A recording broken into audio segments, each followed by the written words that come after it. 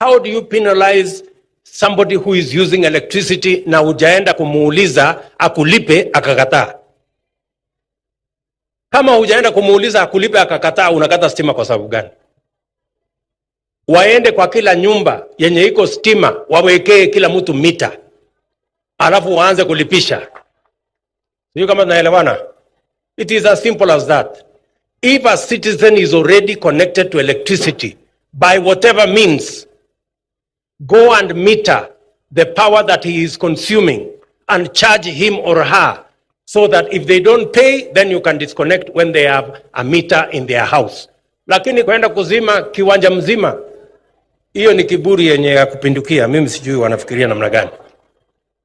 Sijui kama tunaelewana jameni. Tunaelewana? So my good friends at the Kenya Power and Lighting Company, it is your responsibility to connect Kenyans to electricity.